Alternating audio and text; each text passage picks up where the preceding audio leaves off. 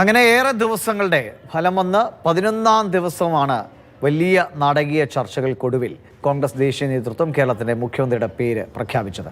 രാഹുൽ ഗാന്ധിയുടെയും മല്ലികാർജ്ജുൻ ഖാർഗെയുടെയും മുഖ്യ വസതിയിൽ അവസാന ദിവസവും വരെ മാരത്തൺ ചർച്ചകൾ നടന്നു. അങ്ങനെ ഓരോ നിമിഷവും ആകാംക്ഷ ഇരട്ടിക്കുന്ന സ്ഥിതിയാണ് നമ്മൾ കണ്ടത്. ഒടുവിൽ AICC ആസ്ഥാനത്ത് പ്രഖ്യാപനം നടക്കുന്നതിന് മുൻപ് തന്നെ മുസ്ലിം ലീഗ് നേതൃത്വത്തെ മല്ലികാർജ്ജുൻ ഖാർഗെ ഫോണിൽ ബന്ധപ്പെട്ട് തീരുമാനം അറിയിച്ചു. തെരഞ്ഞെടുപ്പിലെ ഉജ്ജ്വല വിജയത്തിന് പിന്നാലെ മുഖ്യമന്ത്രി പദത്തിലേക്ക് ആരെന്ന ചോദ്യത്തിന് 3 പേരുകളാണ് ഉയർന്നത്. ദേശീയ നേതൃത്വവുമായി അടുത്ത ബന്ധമുള്ള KC വേണുഗോപാൽ, സംസ്ഥാനത്തെ മുതിർന്ന നേതാവായ രമേശ് ചെന്നിത്തല, പിന്നെ സംസ്ഥാനത്ത് UDF-നെ മുന്നിൽ നിന്ന് നയിച്ച VD സതീശൻ. മൂന്നിലാരും മുഖ്യമന്ത്രി പദത്തിന് അർഹനെന്ന് കണ്ടെത്താൻ കോൺഗ്രസ് ദേശീയ നേതൃത്വത്തിന്റെ നിരീക്ഷകരായി മുകുൾ വാസ്നിക്കും അജയ് മാക്കനും ഫലം വന്ന് 3ാം ദിനം കേരളത്തിൽ പറന്നിറങ്ങി. MLA-മാരിൽ നിന്നും സഖ്യകക്ഷികളിൽ നിന്നും നിലപാട് തേടിയ ശേഷം മടക്കയാത്ര ഡൽഹിയിലേക്ക്. അതിനിടെ മുകുൾ വാസ്നിക് കയ്യിൽ കരുതിയ പേപ്പറിൽ KC വേണുഗോപാലിന് കൂടുതൽ MLA-മാരുടെ പിന്തുണയെന്ന അഭ്യൂഹം വിവാദങ്ങൾക്ക് തുടക്കമിട്ടു.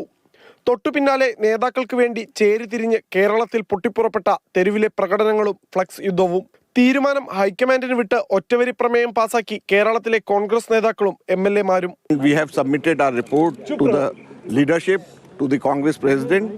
We had held one-to-one discussions with individual MLAs, and whatever they have said, we have noted it down and we have submitted it to the High.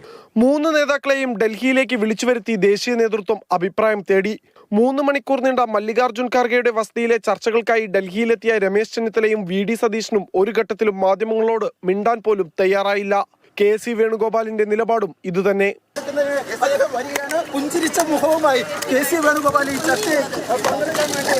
സമവായം നീണ്ടതോടെ മുൻകാല KPCC അധ്യക്ഷന്മാരെയും മുതിർന്ന നേതാക്കളെയും ഹൈക്കമാൻഡ് ഡൽഹിയിലേക്ക് വിളിച്ചു വരുത്തി അഭിപ്രായം തേടി. അതിനിടെ സഖ്യകക്ഷികളുമായും AICC നേതൃത്വം നിരന്തരം ബന്ധപ്പെട്ടു. ഏറ്റവും ഒടുവിൽ 11ാം ദിനം AICC ആസ്ഥാനത്ത് മുഖ്യമന്ത്രി VD സതീശനെന്ന് പ്രഖ്യാപനം. ഒട്ടും അനായാസമായിരുന്നില്ല മുഖ്യമന്ത്രി പദത്തിലേക്കുള്ള VD സതീശന്റെ യാത്ര.